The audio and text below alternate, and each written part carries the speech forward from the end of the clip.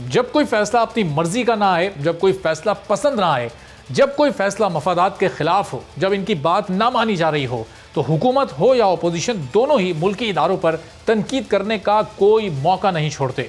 मुल्की इदारों को मुतनाज़ बनाने के लिए उन पर इल्ज़ामात लगाए जाते हैं, उन पर तनकीद की जाती है।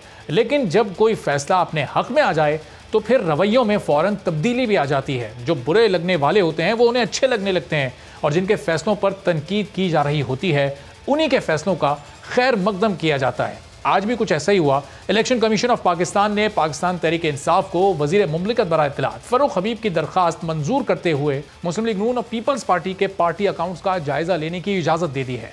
फ़ारूक हबीब ने इलेक्शन कमीशन में 2 अलहदा शिकायतें दर्ज करवाई थी, जिसमें उन्होंने इल्ज़ाम लगाया था कि मुस्लिम लीग नून और पीपल्स पार्टी ने फंड्स के ज़राए और अमेरिका बरतानिया में रजिस्टर्ड कंपनीज की मालूमात को छुपाया है, इसलिए उनके छुपाए गए अकाउंट्स की छानबीन की जाए। फ़ारूक हबीब ने यह इल्ज़ाम भी लगाया कि पीपल्स पार्टी और नून लीग के पास कोई रिकॉर्ड नहीं है, जबकि स्टेट बैंक के मुताबिक पीपल्स पार्टी के 7 और मुस्लिम लीग नून के 12 अकाउंट्स हैं। मुस्लिम लीग नून माफिया से अपने मफादात के लिए पैसे लेती है, और अब पीपल्स पार्टी के चेयरमैन बिलावल भुट्टो जरदारी को मालूम होगा कि उनकी पार्टी के कितने जाली अकाउंट्स हैं। इलेक्शन कमीशन का फैसले में कहना है कि पीपल्स पार्टी और नून लीग के खिलाफ foreign funding cases PTI case से मुमासलत रखते हैं। इलेक्शन कमीशन का फैसला आने के बाद पीटीआई के फाइनेंशियल माहिरीन और चार्टर्ड अकाउंटेंट दोनों ही सियासी जमातों के अकाउंट्स की जांच पड़ताल कर सकेंगे, जिसे फ़ारूक हबीब तहरीक इंसाफ की बहुत बड़ी कामयाबी करार दे रहे हैं। उनकी जानिब से दावा किया गया है कि आने वाले दिनों में शुबा इंकशाफात आवाम के सामने लेकर आएंगे। क्या कहा उन्होंने आज इस फैसले के बाद, ज़रा देखिए, फिर मेहमानों का आपसे तारुफ कराते हैं, गुफ्तगू का आगाज़ करते हैं। इलेक्शन कमीशन ने हमारी दरख्वास्त को जो है वो मंजूर कर लिया है, और पीपल्स पार्टी और नून लीग के मौक़िफ़ को शिकस्त हुई है। आज पीपल्स पार्टी और नून लीग उसी गड्ढे के अंदर गिरे हुए हैं जहां वो पीटीआई को गिराना चाहते थे। अब पता चलेगा मरियम सफदर को भी कि उनके कितने पार्टी के जाली अकाउंट्स हैं। अब पता चलेगा बिलावल को कि उनकी पार्टी के जो है वो कितने जाली अकाउंट्स हैं।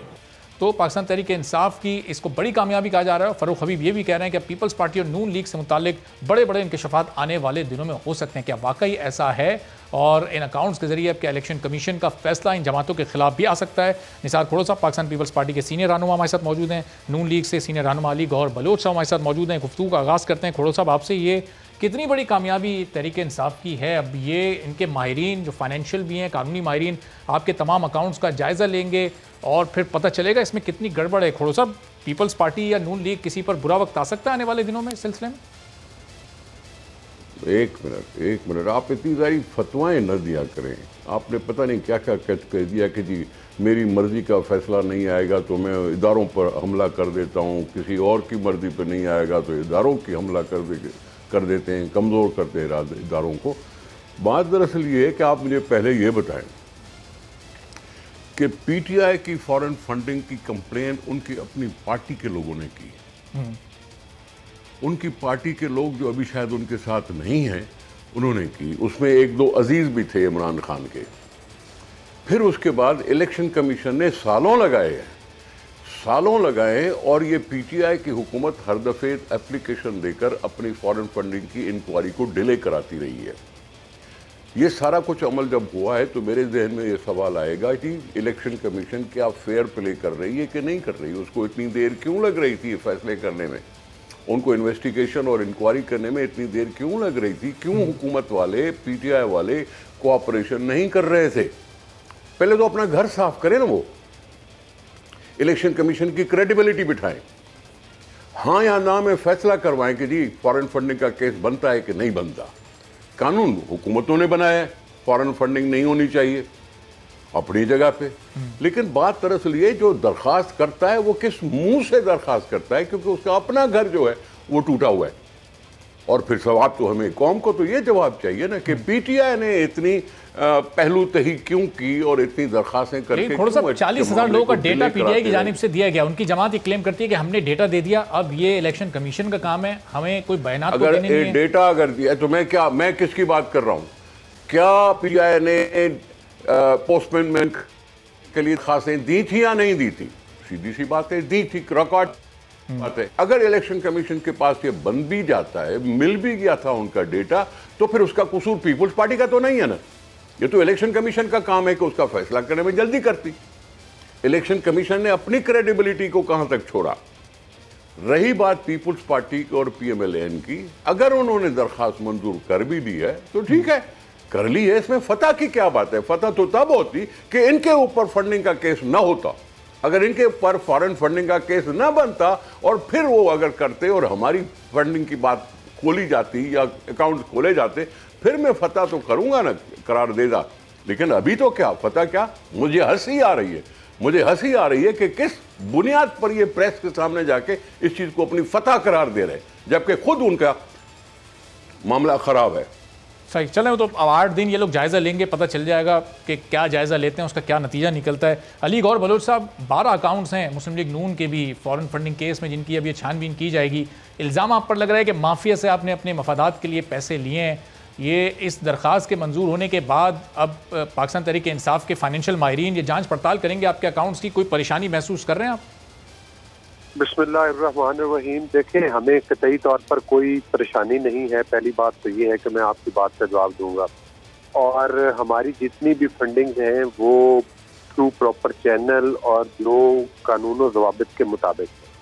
और दूसरी बात ये है कि हम पीटीआई के तो जवाबदेह नहीं है, लेकिन इलेक्शन कमीशन हमसे जो मालूमात मांगेगा, हम पीटीआई की तरह साल साल इन चोरों की तरह किसी स्टे ऑर्डर के पीछे छुपने की कोशिश भी नहीं करेंगे।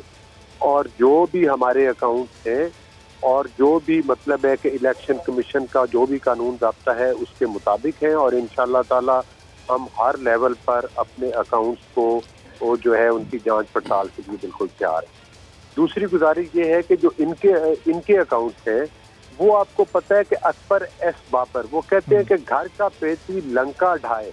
हाँ, ये एक जरूर काबिल जिक्र बात है कि जो मौजूदा हुकूमत है ये इसको मतलब है कि वो उन गैबी हाथों की, उन मुक्तदर हलकों की सपोर्ट हासिल है जो जिन्होंने इनको आरटीएस सिस्टम के जरिए वोट चोरी करके कामयाब करवाया। और यही वजह है कि स्टेट बैंक ऑफ पाकिस्तान ने भी तहफ़्फ़ुज़ात का इजहार किया। काफ़ी अकाउंट्स ऐसे हैं जो अभी तक भी ये छुपा रहे हैं, और जिनमें आउट ऑफ कंट्री ना सिर्फ ये बल्कि इतनी ज़्यादा मशकूक ट्रांजैक्शंस हैं कि अगर वो आवाम के सामने आ जाएं तो आपको पता चल जाएगा कि इन्होंने वो अरबों खरबों रुपया किस तरह से, आज अगर इमरान खान न्याजी की बहनों के अकाउंट से अरबों रुपया निकला है तो वो यही पैसे हैं ना जो कभी ज़कात फंड के नाम पर लिए गए और कभी पार्टी फंड के नाम पर लिए गए। और इनके और अकबर एस बाबर साहब रोज प्रेस कॉन्फ्रेंस करते हैं खड़े होकर कि आज मुझे फलां अकाउंट की मालूमात भी दी गई, आज हमें फलां पेपर नहीं दिए गए, आज इन्होंने फलां चीजें, आज तक मां सवाए अब अपना काउंटर वो करने के लिए ये दूसरी पॉलिटिकल पार्टी के ऊपर झूठी दरखास्तें दे रहे हैं, लेकिन अपना कच्चा चट्ठा जो है। लेकिन अली गौर साहब, ये ज़ाहिर है इनकी हुकूमत से आने का ये केस इनके अपने ऊपर है, उसमें आपका दौरे हुकूमत भी शामिल रहा, तो ज़ाहिर है ये तहकीकात तो उस दौर में भी इससे मुतालिक आगे नहीं बढ़ सकी। ये इन 3 सालों में अगर मुबैना तौर पर इन्होंने कोई इन्फ्लुएंस डाला इस हुकूमत ने इलेक्शन कमीशन पर, तो आपके पास अपने दौरे हुकूमत में भी आखिर में 2-3 सालों में वक्त था इस पर कार्रवाई करने का। देखिए, बात यह है कि वही बात आ जाती है, आप माशाल्लाह साफी मामलात को समझते हैं कि ये काम इलेक्शन कमीशन ऑफ पाकिस्तान का है, हुकूमतों का नहीं है। इलेक्शन कमीशन ऑफ पाकिस्तान किसी इदारे और के जिम्मे लगाए, उसको किसी की हेल्प चाहिए हो तो वो इदारे कानूनी तौर पर पाबंद है। सब्सक्राइब करें और बेल दबाएं ताकि कोई खबर रह न जाए।